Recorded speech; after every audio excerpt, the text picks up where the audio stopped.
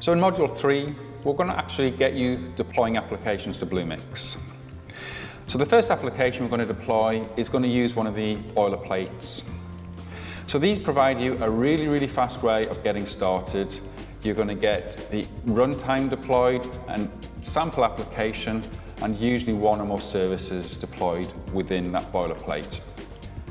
So when you develop an application for Bluemix, there are a few changes you need to make to the application to allow Bluemix to manage the application. The first one is you have to use the environment variables to get configuration. When you write your application, Bluemix is going to tell you where your application should listen. So what host name and what port number your application has to listen on. And you need to use those values, otherwise Bluemix will not register your application as running. So there are two environment variables, vcap app host and vcap app port. You need to pause those and then use those to start your server listening.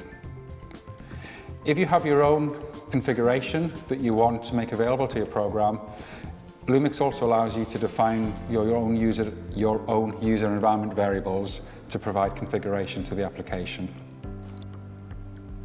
One file that you need to understand is the manifest file, manifest.yml. Rather than specifying options on the command line for CF push, you can set all the options in a file called manifest.yml. This means that when you do a push, all the settings are read from this file and you get a consistent deploy of your application. All the details about what can go into the file can be found on the Cloud Foundry website, and I provided the link on this slide. The last file we're going to talk about is the .cfignore. If you're familiar with itignore, this file works in exactly the same way. When you push an application to Bluemix, it takes all content from the current directory and all subdirectories and will send all of those files to Bluemix. But that's not always the behavior you want.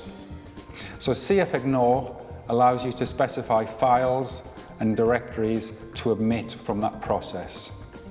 So by putting a file or a directory name into this file, you can stop those being sent to Bluemix. The .cfignore and the manifest.yml file should exist in the home directory from where you run CF push.